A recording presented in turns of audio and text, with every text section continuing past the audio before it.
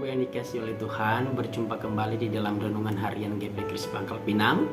Saat ini kita akan merenungkan firman Tuhan, dan sebelum itu mari kita berdoa. Bapa kami yang di surga, terima kasih untuk anugerah Tuhan di dalam hidup kami. Dan saat ini ya Tuhan, Engkau memperkenankan kami untuk merenungkan firman-Mu. Oleh karena itu kami mohon pimpinan dan penyertaan dan kuasa Tuhan untuk menolong kami memahami firman Tuhan, agar firman Tuhan yang disampaikan hari ini kami terima dan kami lakukan di dalam hidup kami hari lepas hari. Terima kasih Tuhan, kami sudah siap mendengar firman Tuhan. Dalam nama Tuhan Yesus kami berdoa dan mengucap syukur. Amin. Mari kita membaca Alkitab dari Filipi pasal 3 ayatnya 12 sampai ke 16. Bunyinya demikian. Bukan seolah-olah aku telah memperoleh hal ini atau telah sempurna, melainkan aku mengejarnya. Kalau aku dapat juga menangkapnya, karena aku pun telah ditangkap oleh Kristus Yesus. Saudara-saudara, aku sendiri tidak menganggap bahwa aku telah menangkapnya, tetapi inilah yang kulakukan. Aku melupakan apa yang telah di belakangku dan mengarahkan diri kepada apa yang di hadapanku, dan berlari-lari kepada tujuan untuk memperoleh hadiah, yaitu panggilan surgawi dari Allah dalam Kristus Yesus. Karena itu marilah kita yang sempurna berpikir demikian. Dan jikalau lain pikiranmu tentang salah satu hal itu akan dinyatakan Allah juga kepadamu. Tetapi baiklah tingkat pengertian yang telah kita capai, kita lanjutkan menurut jalan yang telah kita tempuh. Saudara yang dikasihi oleh Tuhan, tema kita hari ini adalah semakin mengenal Kristus. Teks hari ini kita berbicara tentang kehidupan Paulus ketika dia telah percaya. Surat ini ditulis ketika Paulus berada di dalam penjara oleh karena memberitakan Injil. Kehidupan Paulus sebelum percaya Yesus diatur oleh hukum Taurat. Paulus menyangka bahwa dengan melakukan hukum Taurat dia mampu memperoleh hidup yang kekal. Jadi kehidupan Paulus pada saat itu hanya bergantung pada hukum Taurat saja. Pertanyaannya adalah apakah manusia mampu melakukan hukum Taurat secara sempurna? Tentunya tidak. Sebab manusia tidak ada yang benar, bahkan apapun yang dilakukannya selalu membuahkan dosa. Inilah konsep yang harus diubahkan karena sangat berpengaruh bagi keselamatan kita. Ketika Paulus sudah menerima dan menjadi percaya kepada Yesus Kristus sebagai Tuhan dan Juru Selamatnya, dan satu-satunya jalan memperoleh keselamatan bukan dengan hukum Taurat, maka prinsip Paulus adalah melupakan apa yang di belakangnya dan mengarahkan diri kepada apa yang di hadapannya. Tujuan Paulus ketika dia sudah menjadi percaya beda dengan tujuan yang semula ketika sebelum percaya. Awalnya Paulus hanya melihat keuntungannya pribadi, sekarang mengarahkan hidup pada kehendak Kristus. Nah, apa yang menjadi tujuan hidup Paulus?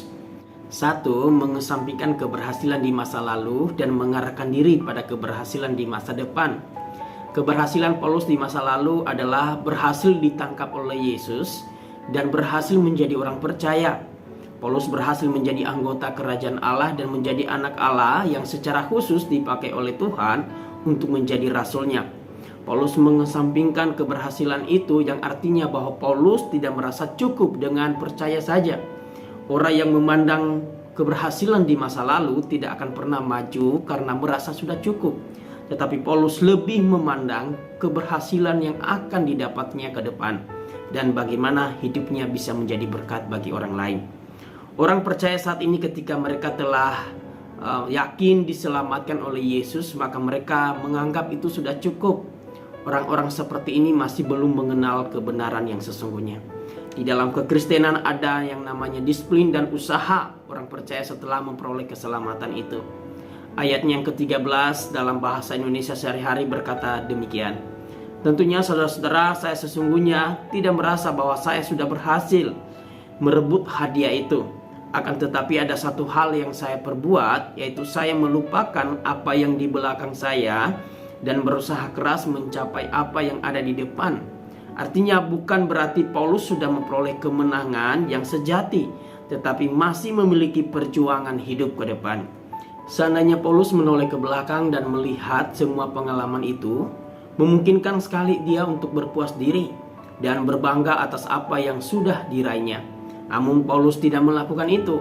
Sebaliknya di ayat 12 ia berkata, bukan seolah-olah aku telah memperoleh hal ini atau telah menjadi sempurna, melainkan aku mengejarnya kalau aku juga dapat menangkapnya. Apa yang hendak dikejarnya dan apa sih yang ingin terus ditangkap oleh Paulus? Jawabannya ada di ayat 10. Di sana dituliskan adalah, yang ku kehendaki ialah mengenal Dia dan kuasa kebangkitannya dan persekutuan dalam penderitaannya, di mana aku menjadi serupa dengan Dia dalam kematiannya. Hal-hal inilah yang ingin dikejar dan ditangkap oleh Paulus. Kerinduannya yang paling mendalam adalah untuk dapat semakin mengenal Kristus dan hidupnya semakin serupa dengan Kristus. Di tengah usia yang sudah tidak muda lagi, di tengah begitu kayanya pengalaman-pengalaman iman dan pelayanannya, Paulus masih merindukan untuk semakin hari semakin mengenal Kristus, semakin hari semakin serupa dengan Kristus. Baginya pengenalan akan Tuhan masih terlalu kecil dan ia sadar bahwa ia belum menangkap hal itu secara utuh. Kerinduannya inilah yang terus membuatnya giat melayani Tuhan sampai akhir hidupnya. Biarlah kita juga demikian. Kita memiliki kerinduan yang sama seperti Paulus. Tidak hanya berpuas diri menjadi orang percaya saja, dan kemudian kita berpuas diri karena kita mempunyai jaminan keselamatan, melainkan kita semakin hari semakin giat mengenal Dia, semakin hari semakin serupa dengan Kristus. Kita mengenal Dia melalui firman Tuhan yang disampaikan, dan juga kita bisa mengenal Dia, semakin serupa dengan Dia melalui pengalaman-pengalaman iman kita saat kita melayani Dia. Dan yang kedua adalah berlari mencapai tujuan hidup bersama Kristus.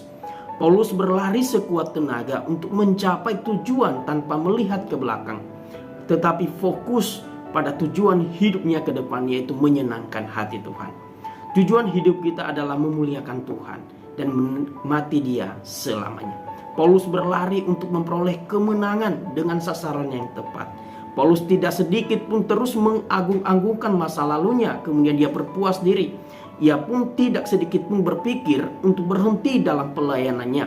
Karena di ayat 13 dan 14 ia berkata demikian, tetapi inilah yang aku lakukan, aku melupakan apa yang telah di belakangku dan mengarahkan diri pada apa yang di hadapanku, dan berlari-lari kepada tujuan untuk memperoleh hadiah, yaitu panggilan surgawi dari Allah dalam Kristus Yesus.